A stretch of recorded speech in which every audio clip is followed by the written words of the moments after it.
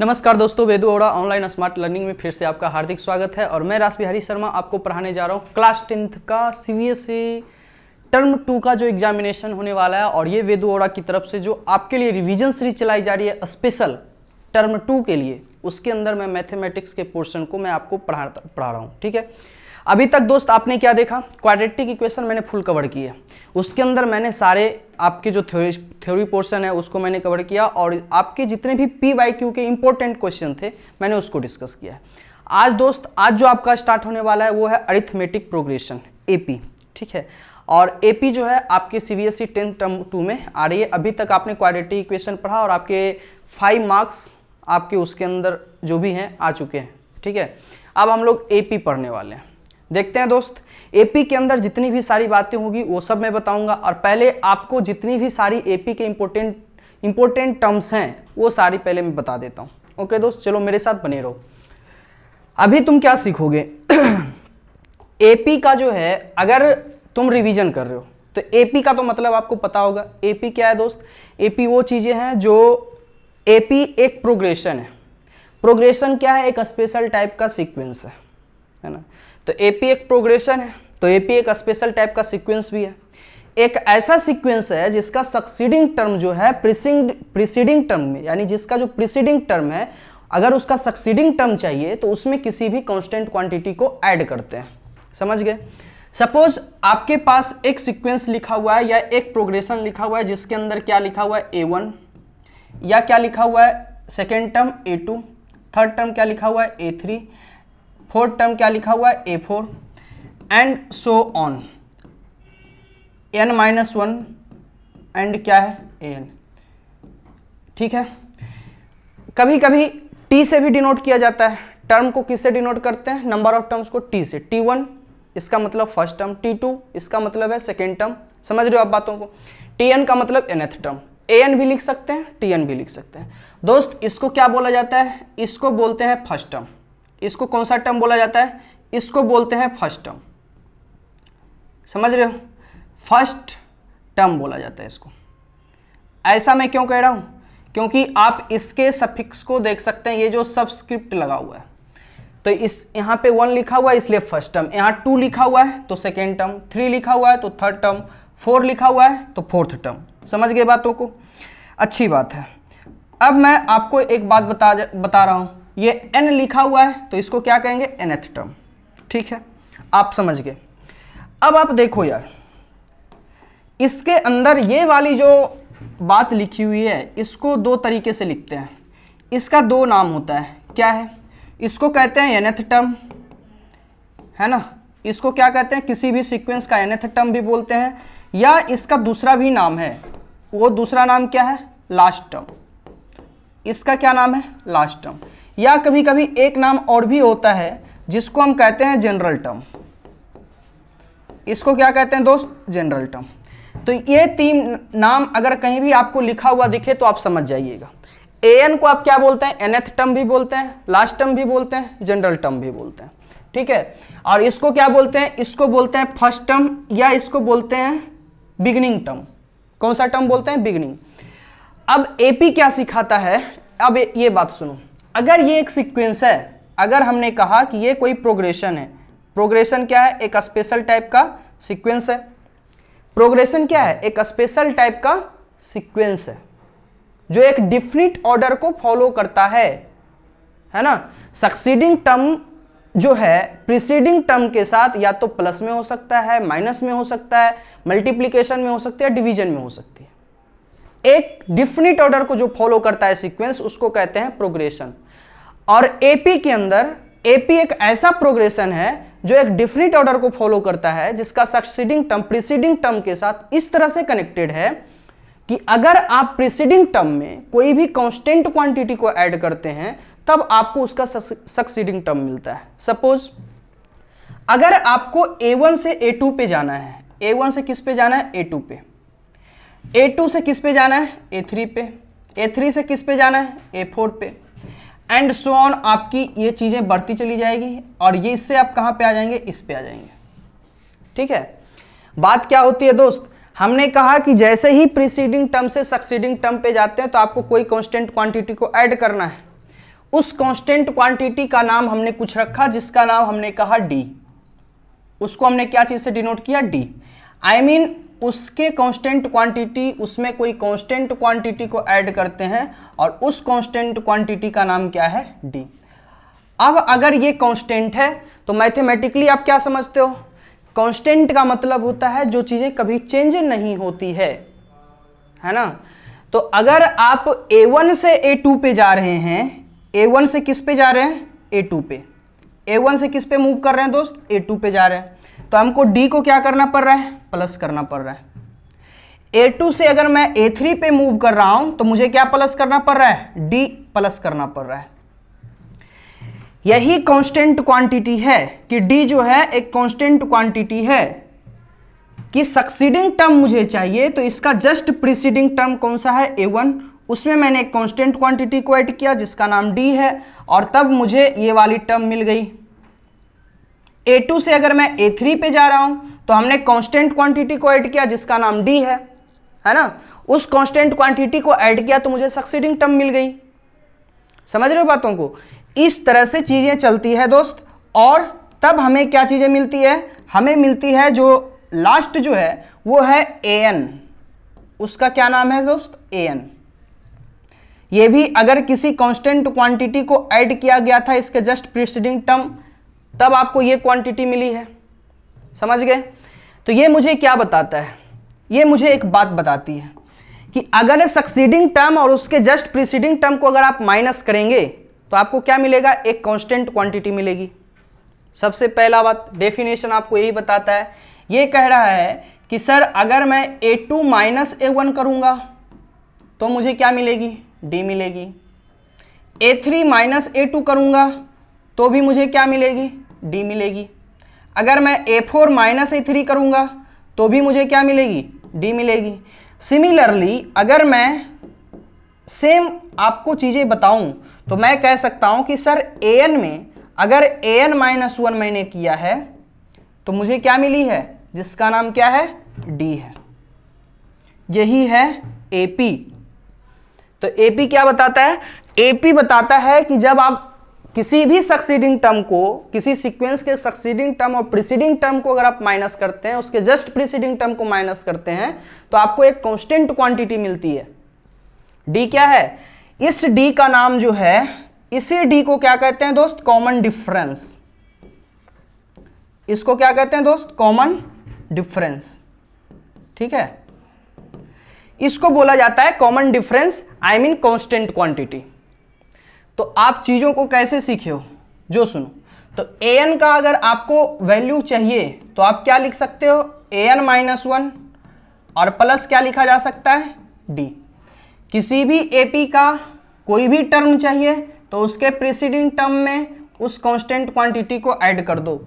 तो AN equal to क्या हो गई? AN minus 1 plus D। ये बात क्लियर है? ठीक है भाई, आपको D का एक फर्स्ट फॉर्मूला आपको ये मिला, AN minus 1 equal to D। AN equal to क्या होती है? AN minus 1 plus D। समझ गए बातों को? अब आप एक बात देखो, मैं आपको एक बात बताता हूं। अगर A1 लिखा हुआ है दोस्त, A1 लिखा हुआ है तब तो सही है। अब A2 लिखा हुआ है तब आप इसको कैसे लिखते हैं? A2 लिखा हुआ है तो इसको लिख सकते हैं A1 प्लस D। A3 लिखा हुआ है तब कैसे लिखते हैं? A3 लिखा हुआ है तो इसको लिखते हैं A2 प्लस D। अब A2 को कैसे लिख सकते हैं? इस वाले रिलेशन से, इससे। तो A2 को तो लिखा जा सकता है A1 प्लस D। तो इसको हम कैसे लिख सकते हैं? A1 प्लस D एंड फिर प्लस क्या लिख सकते हैं? D लिख सकते हैं। समझ गए? तो हमारे पास क्या मिला? ये मिल गया A1 प्लस 2D। समझिए आप बातों को। A3 इक्वल टू हो गया A1 प्लस 2D। A1 को कैसे लिख सकते हैं? A1 को लिख सकते हैं A1 प्लस 0 इंटू D। समझ गए आप बातों को? तो ये मुझे क्या इंफॉर्मेशन देती है? ये देती है कि सर यहाँ 2 है तो कॉमन डिफरेंस का कोफिशिएंट क्या है? 1 है। ये 3 है तो कॉमन डिफरेंस का कोफिशिएंट क्या है सर? 2 है। समझ गए बातों को? तब हम क्या सीखते हैं? हम एक बात सीखते हैं। क्या सीखते हैं भाई? कि an अगर रह गई सर तो हम a1 में उसको कैसे लिख सकते हैं, a1 प्लस ये n है, ये 1 माइनस हो जाएगी, उसमें 1 क्या हो जाएगी, माइनस हो जाएगी। d जो होगी ना इससे एक कम, d जो होगी ना उससे एक कम। लोग ऐसा कहते हैं कि सर यहाँ 3 है तो इस d के पहले क्या आएगी, तो 3 से 1 कम। ऐसे नहीं होता है, 3 से 1 कम नहीं। तो इसका मतलब है कि अगर मैं a4 लिखूं, a4, तब मैं कैसे लिख सकता हूं इसको, अगर मैं लिखूं तो a2, अब 4 से 1 कम तो 3d, ऐसा लिख दूं, तब तो गलत हो जाएगी। ये तो गलत रिलेशन है। आप तो यही कह रहे हैं ना कि सर यहाँ 4 लिखा हुआ है तो d के पास का कोफिशिएंट उससे 1 कम, 1 लेस होगी, तब तो ये गलत आप बता रहे हैं भाई। a2 प्लस 3d तो होता नहीं है। लेकिन क्या सही होता है, सही ये होता है कि यहां पर हमेशा क्या होगा, a1 होगा। ये बात आपको याद रखना जरूरी है कि सर अगर हम AP के किसी भी टर्म को उसके फर्स्ट टर्म और उसके कॉमन डिफरेंस में लिखते हैं तब हम ऐसा करते हैं, ठीक है। तब आप इस बात को समझ गए। अगर आप इस बात को समझ गए तब आप देखें, भाई देखो, अगर n को हम फर्स्ट टर्म में लिख रहे हैं तो ये n है और यहां पर क्या लिखा हुआ है, 1, तो फर्स्ट टर्म में लिखना है तो जहां यहां पे जो टर्म लिखा रहेगा d का कोफिशिएंट वही होगा जो इस दोनों को माइनस करेंगे। तो n में 1 को क्या कर देंगे, माइनस, n माइनस 1 इंटू क्या हो जाएगी, d, ये हो जाएगी कोफिशिएंट। क्या हम कहे, n में 1 को माइनस करना है।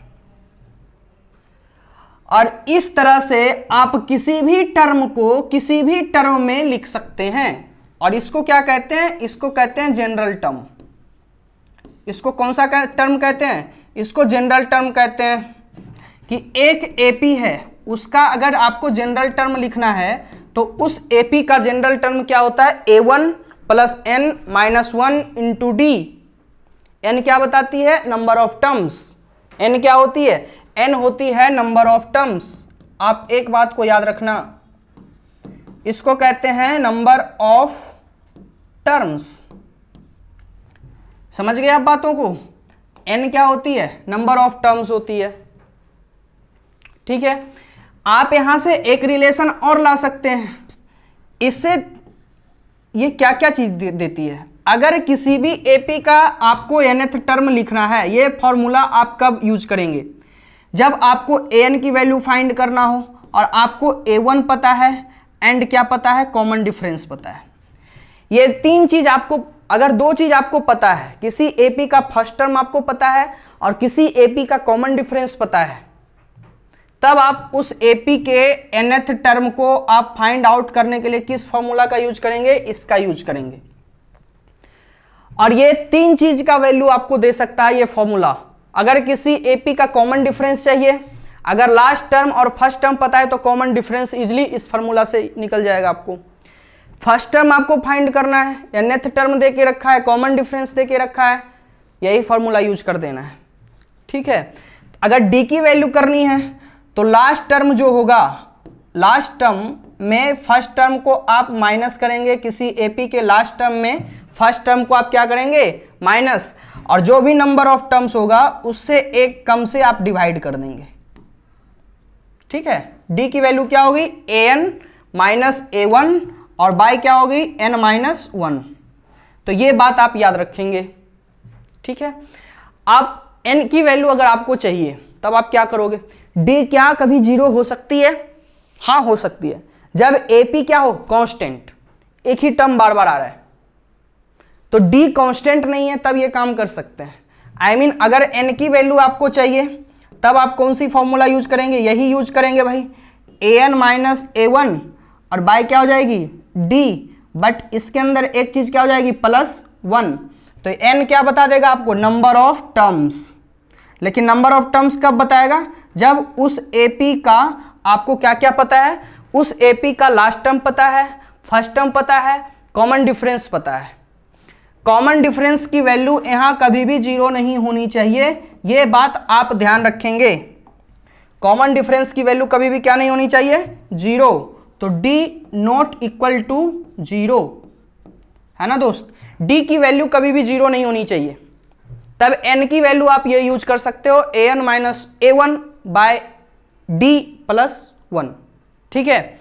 n की वैल्यू नंबर ऑफ टर्म्स आपको ये बताएगा। ओके चलो भाई ये बातें तो हो गई, लेकिन ये मजाक वाली बात है, थोड़ा आगे देखो मेन बात क्या है। आप किसी भी एपी के किसी भी टर्म को लिख सकते हैं दूसरे टर्म में।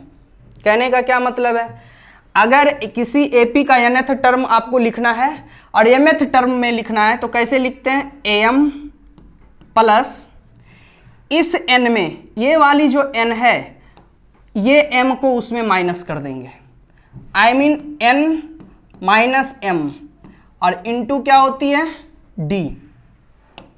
ये बात आज से मेन फॉर्मूला आपको ये याद रखना है, समझ रहे, ये आपकी मेन बात है। आपने ऑब्जर्व किया ही नहीं, हाँ कंडीशन क्या है, n जो होगी ऑलवेज किससे ग्रेटर होगी, m से, क्योंकि भाई अगर आपको 10th टर्म को लिखना है तो आप 12th टर्म में थोड़ी लिख पाएंगे उसको।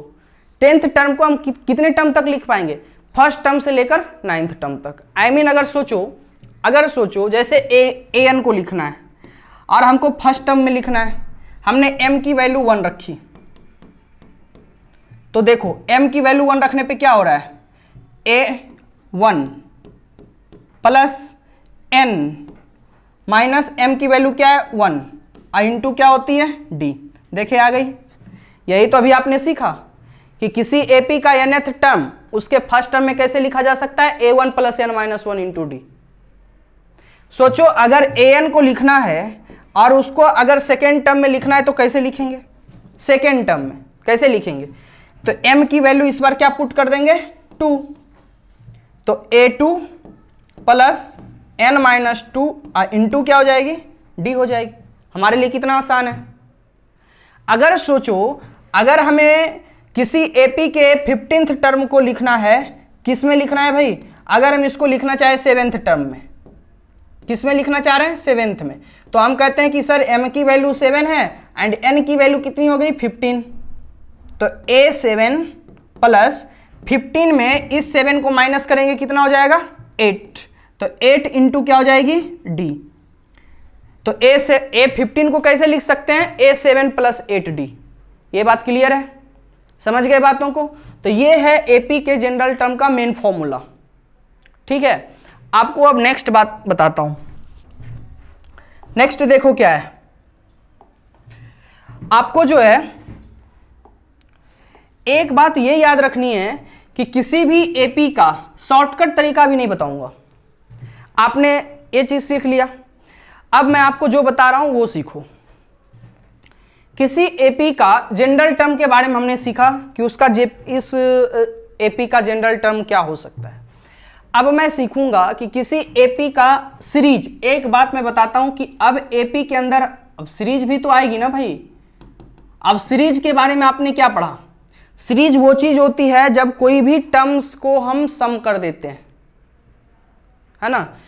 किसी एपी के सारे टर्म्स को अगर सम के फॉर्म में लिखा जाए तो उसको क्या कहते हैं, सीरीज कहते हैं, समझ गए। सीरीज को कैसे डिनोट करते हैं भाई, सीरीज को एस से डिनोट करते हैं, और जितना नंबर ऑफ टर्म्स होता है उसको यहां सब स्क्रिप्ट में लिखते हैं।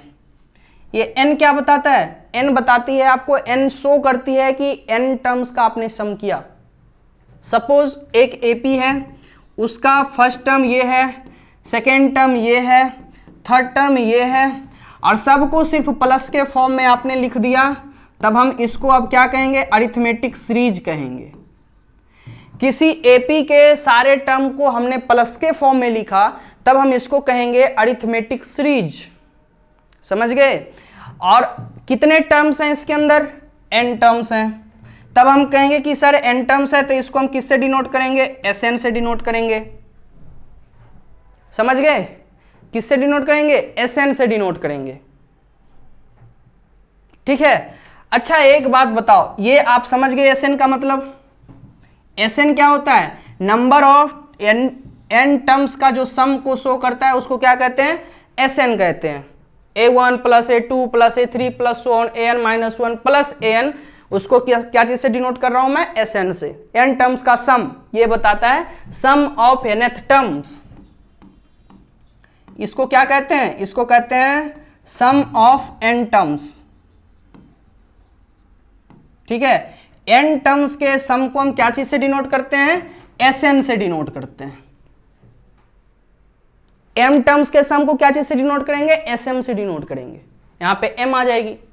n-1 टर्म का सम अगर डिनोट करना है तो Sn-1। ठीक है, अब आप एक बात देखो, अब मैं n-1 टर्म का सम आपको फाइंड आउट करके बताता हूं। तो यहां पर हमने n-1 लिया, तो हम कितने टर्म का सम करेंगे? n-1 टर्म का सम करेंगे, है ना। तो इसको लिखेंगे a1 plus a2 plus a3 plus क्या हो जाएगा, सो ऑन, प्लस क्या हो जाएगी an-1। ठीक है, समझ रहे हैं बातों को? अच्छी बात है। अब आप देखो, हम कहते हैं कि दोस्त ये फर्स्ट है आपका और ये क्या है आपका? सेकेंड है।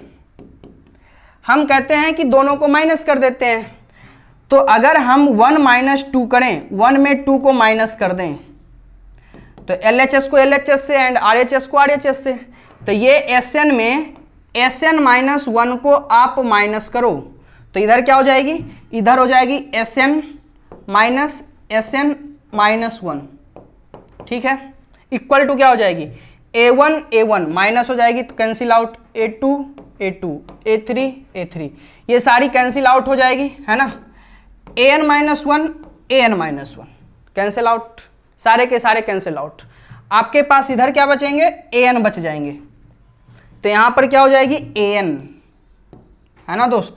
तो An इक्वल टू क्या हो जाएगी? Sn minus Sn-1। ठीक है, तो ये एक फॉर्मूला आपकी हो गई। An इक्वल टू क्या हो गई? An इक्वल टू हो गई Sn माइनस Sn-1। ठीक है दोस्त। हाँ, आपको समझना कैसे है, आप जो चीज n यहां पे पुट करेंगे, हर जगह n को वही पुट करेंगे। आप नहीं समझे तो देखो, मैं आपको एक बात बताता हूं। A2 इक्वल टू अगर आपको लिखना है तो हमने n को क्या पुट किया? 2। तब हम इसको क्या लिख सकते हैं? S2 minus S2 minus 1। तो क्या हो गई? ये हो गई S2 minus S1। I mean, अगर A2 को लिखना है तो कैसे लिख सकते हैं? S2 minus S1। अगर हमें A16 को लिखना है तो कैसे लिखूंगा? मैं लिखूंगा S15 और माइनस क्या लिख सकता हूं? S14। ऐसा लिख सकता हूं कि नहीं लिख सकता? मैं बिल्कुल लिख सकता हूं। मैं समझ रहे हो बातों को? इस तरह से हम लिखते हैं। चलो, ये चीजें अगर हमने समझ गई तो अब हम नेक्स्ट पे आते हैं। अब आप एक बात जानते हो, क्या जानते हो भाई? कि An इक्वल टू लिखा हुआ है Sn माइनस Sn-1। तो ये An की दूसरी फॉर्मूला हो गई, है ना। अब आप An के बारे में ये भी समझ गए, An क्या होती है। An को अगर चाहो तो आप किसी भी फॉर्म में लिख सकते हो। Sn को कैसे लिखा जा सकता है? Sn को लिखा जा सकता है An प्लस Sn-1, ऐसा लिख सकते हैं ना। ठीक है, नेक्स्ट पे आ जाओ। मैं आपको एक बात बताता हूं, अगर मुझे ये बातें लिखी हुई है तो क्या मैं इन बातों को किसी भी फॉर्म में लिख सकता हूं क्या? अगर हम D के बारे में अगर हम पढ़े हैं, अब आप D के बारे में देखो तो D इक्वल टू क्या लिखा हुआ था? D इक्वल टू लिखा हुआ था An माइनस An-1। हमने ये भी पढ़ा। An को हम कैसे लिख सकते हैं? तो अभी हमने पढ़ा कि सर An को लिखते हैं Sn माइनस Sn-1, है ना। इसको तो ऐसे लिखते हैं। तो An-1 को कैसे लिखेंगे? An-1 को लिखेंगे Sn-1, क्योंकि अब ये पूरी की पूरी n की वैल्यू है और इससे 1 लेस, n-1 से 1 लेस, n-1 में अगर 1 को माइनस करेंगे तो उसकी पीछे वाली टर्म क्या हो जाएगी? n-2। तो इसको क्या लिख सकते हैं? माइनस Sn-2 लिख सकता हूं मैं। ठीक है, तो ये मुझे क्या बता रही है? जो देखो, तो D जो है मुझे ये बता रही है कि D की जो वैल्यू है सर वो है Sn-2 Sn-1 एंड माइनस क्या हो गई? Sn-2। ये है आपकी D की वैल्यू, प्रॉपर किस में है? Sn में है। किसमें है दोस्त, Sn में। अगर S के फॉर्म में अगर आपको D की वैल्यू किसी ने पूछा तब आप क्या बोलोगे, D इक्वल टू होती है Sn minus 2Sn minus 1 minus Sn minus 2। ये आपके कॉमन डिफरेंस की पूरी S में ये वैल्यू होती है। समझ रहे हैं बातों को, ठीक है। तो आपके D के बारे में ये पता चल गया। D के बारे में आपने उधर भी सीखा। D के बारे में आपके कितने तरीके हो गए, D का एक S के फॉर्म में हो गया, एक ये वाला आपने सीखा D के बारे में। सारे चीज़ों को आप एक साथ रखेंगे, है ना। और D का आपने an minus a1 by n minus 1 भी आपने पढ़ा है, जहाँ n की वैल्यू कभी 1 नहीं हो सकती, है ना। n की वैल्यू कभी भी क्या नहीं हो सकती, 1 नहीं हो सकती। देख लो आपने किसके बारे में पढ़ा भाई, इधर देखो, यहाँ पे n की वैल्यू कभी भी 1 नहीं हो सकती। मैं आपको ये बता देता हूँ, है ना। ये आप तो समझ ही रहे होंगे कि n की वैल्यू मैं क्यों कर रहा हूँ ऐसा, क्योंकि n अगर 1 हो गई तो 1 माइनस 1 क्या हो जाएगी, 0, और ये फिर क्या हो जाएगी, अनडिफाइंड। तो ऐसा तो पॉसिबल है नहीं, है ना। तो n की वैल्यू कभी 1 नहीं हो सकती, ठीक है। अरे किसी एपी का फर्स्ट टर्म वही और लास्ट टर्म भी वही, ऐसा हो सकता है क्या, नहीं। तो फिर उसमें फर्स्ट टर्म और लास्ट टर्म पता कैसे चला, वो कैसे पता चला कि एपी है। एक ही टर्म से हम पता लगा लेंगे कि एपी है। अगर सिर्फ 3 लिखा हुआ है तो क्या हम कह सकते हैं कि एपी का टर्म है, नहीं। एक टर्म कोई और होना चाहिए, एटलीस्ट 1 टर्म तो होना ही चाहिए ना। चलो नेक्स्ट पे आ जाओ। अगर हम देखें भाई तो हमने डी के बारे में हमने ये सीखा। अब मैं आपको एक बात बताता हूं, Sn के बारे में आपने क्या पढ़ रखा है। Sn के बारे में आपने अपने बुक में पढ़ा है कि सर Sn जो होता है वो क्या होती है, वो होती है a1 plus a2 plus a3 plus so on an होती है। अभी हमारा रिवीजन सीरीज चल रहा है तो मैं इसके ज़्यादा प्रूफ पे नहीं जाऊंगा, ठीक है। मैं आपको पूरा एक रिवीजन करवा रहा हूँ ना। तो Sn इक्वल टू, मैं आपको एक बात बताता हूँ, आपने ये पढ़ा है n/2 इंटू जिसको कहते हैं a1 और plus first term plus last term, आपने ये भी पढ़ा है। इसका रीजन आपको अब भी नहीं बताऊंगा क्योंकि अभी हमारे पास इनफ टाइम नहीं है, नहीं तो बहुत डिस्कस किया जा सकता है इस पे, है ना। तो ये Sn के बारे में आपने पढ़ा है। n क्या होती है, नंबर ऑफ टर्म्स होती है। यहाँ से आप क्या क्या चीज़ें ला सकते हो। देखो भाई, कोई भी फॉर्मूला लिखा हुआ है तो पहले आप ये जरूर पता करो कि वो फॉर्मूला को हम कितने तरीके से यूज कर सकते हैं। जैसे आप घर में कोई सामान खरीद कर ला रहे हो, है ना, तो घर में सामान खरीद कर ला रहे हैं तो पहले हम सोच लेते हैं कि इस सामान का यूज किस किस कामों में किया जा सकता है। समझ लो, मैंने आपको एक मैथमेटिक्स का एक फॉर्मूला दिया, ये आपको ये चीज़ें मैंने बताई, Sn equal to n/2 into a1 plus an। अगर हमने ये बात बताई आपको, तब आप पहले ये सोचो ना कि सर मैं इस फॉर्मूले का यूज कहाँ कहाँ कर सकता हूँ और मुझे इससे क्या क्या बेनिफिट मिलने वाला है ना। ये सारी बातें तुम्हारे दिमाग में आ जानी चाहिए। देखो ये क्या क्या बेनिफिट देगा, ये एक मशीन है तुम्हारे पास, इससे क्या क्या फायदा तुम ले सकते हो। तो तुम क्या कर सकते हो, जो सुनो, इस मशीन को यूज करने के लिए तुम्हारे पास 3 चीजें पता होनी चाहिए। कोई भी 3 चीज, कोई भी 3 चीज। पहले इसके अंदर 4 चीजें हैं। एक है, पहला तो Sn है, दूसरा चीज क्या है, दूसरा चीज n है, तीसरा चीज क्या है, a1, एंड फोर्थ क्या है, an। ये आपके पास 4 चीज है ना। इन 4 चीजों में आपके पास कोई भी 3 अगर आपको मालूम है तो चौथा आप निकाल सकते हो। किसकी हेल्प से, इसकी हेल्प से। कोई भी 3 मालूम होना चाहिए, और किसी का भी एक वैल्यू पूछ देगा, आप फटाफट निकाल लोगे इसका यूज करके, है ना। ये 4 आपके पास है। सपोज अगर मैं तुमको कहूं कि किसी एपी का फर्स्ट टर्म आपको पता है, उसका नंबर ऑफ टर्म्स आपको पता है ना, और उसके सारे टर्म्स का सम पता है, तो तुमको पूछे लास्ट टर्म क्या होगा, तो लास्ट टर्म की वैल्यू आप इससे फाइंड आउट कर लोगे। अगर ये और ये पता है तो ये वाली फाइंड आउट कर लेना है। किसका यूज करके, इसका। इसमें कोई भी 3 अगर पता है तो चौथा आप इसका यूज करके निकाल लेना। तो ये फॉर्मूला आपको क्या क्या दे सकता है, n टर्म्स का सम दे सकता है, नंबर ऑफ टर्म्स आपको दे सकता है, फर्स्ट टर्म आपको बता सकता है, लास्ट टर्म आपको बता सकता है। ये कौन बता सकता है, ये फॉर्मूला आपको बता सकता है। समझ गए। अब अगली बात देखो, Sn की जो वैल्यू है, Sn की वैल्यू एक चीज से और आएगी। जिसका नाम है n/2 इंटू A1।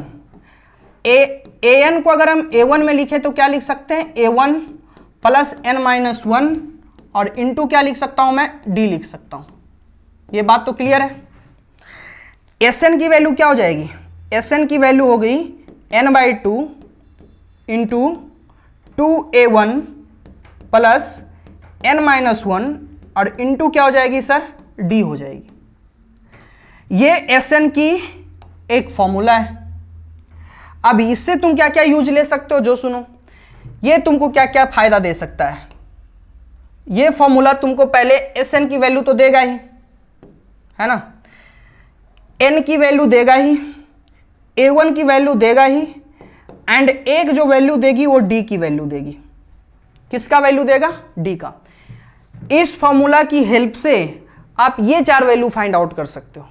इसमें से कोई भी 3 अगर आपको मालूम है तो चौथा अगर आपको फाइंड आउट करना है तो इस फॉर्मूला का यूज कर देना, ठीक है। इस दोनों में अंतर क्या है, अंतर कुछ नहीं है। अगर आपको लास्ट टर्म पता है तब ये फॉर्मूला, ठीक है। अगर लास्ट टर्म छोड़कर अगर कॉमन डिफरेंस पता है तब ये फॉर्मूला। सिंपल, कोई झंझट नहीं। समझ गए बातों को। नेक्स्ट पे आ जाओ। ये एपी की सारी बातें हैं, है ना। एपी के अंदर आपको ये छोटी छोटी बातें आपको बताई गई हैं। अब आप आगे देखो क्या मैं बता रहा हूं। नेक्स्ट जो बात है, इससे तो काम चलेगा नहीं, सिलेबस के अंदर आपकी इतनी बातें खत्म, है ना। अब जो मैं बता रहा हूं वो सुनो। किसी एपी का जो है, अगर कोई एपी का टर्म है तो मैं आपको एक बात बता देता हूं, ये इंपॉर्टेंट कॉन्सेप्ट है इसलिए मैं बता रहा हूं। A1 है, A2 है, A3 है ना, सो ऑन। ये an-3 है, ये an-2 है, ये an-1 है, और ये क्या लिखा हुआ है, an लिखा हुआ है, ठीक है। चलो भाई, तो ये क्या कहता है, ये समझ जाओ कि एक थ्योरम है ना। ये कहता है कि किसी भी एपी का फर्स्ट टर्म, ये क्या लिखा हुआ है, A1, बिगिनिंग से first term and then last से फर्स्ट टर्म, इस दोनों का सम करेंगे, ठीक है। ये वाली लास्ट से, यानी बिगिनिंग से आपका सेकेंड टर्म, लास्ट से आपका सेकेंड टर्म, इन दोनों का सम करेंगे। बिगिनिंग से आपका थर्ड टर्म, लास्ट से आपका थर्ड टर्म, अगर इन दोनों का आप सम करेंगे, ये सारे इक्वल होते हैं। कहने का क्या मतलब है, अब आप चीजों को समझो। ये क्या बताता है यार, जो सुनो, कहता है कि अगर आप A1 प्लस an लिखते हैं तो ये इक्वल हो जाएगा, किसके इक्वल होगा, A2 प्लस an-1 के, ठीक है। ये किसके इक्वल होगा, ये इक्वल हो जाएगा A3 प्लस an-2 के, एंड सो ऑन। अगर ये एपी है तब ऐसा होगा, ये निश्चित है। समझ रहे हो, अगर कोई एपी है तब ये रूल को फॉलो करेगा और ये जरूर फॉलो करेगा। समझ रहे हैं। पता कैसे चलेगा, कैसे यूज करेंगे, ये पता कैसे चलेगा, पता करेंगे ना कैसे। कुछ नहीं करना है, ये जो आपके पास लिखा रहेगा ना, यहां वाला नीचे वाला, उस दोनों का सम कर देना, पता चल जाएगा। इसको और इसको देखो, मैं अभी आपको सम करके दिखाता हूं। ये देखो, ये देखो, देखो आप 1 में n को अगर ऐड करते हैं तो क्या मिलती है, n+1 मिलती है कि नहीं। अगर 2 में अगर हमने n-1 को ऐड किया तब हमें क्या मिल रही है, n+1, सही है। अगर 3 में अगर मैं n-2 को ऐड कर रहा हूं तो 3 + n-2 कितनी होती है भाई, ये होती है n+1। देखो नीचे वाले सबका अगर हम सम कर रहे हैं, सब स्क्रिप्ट को,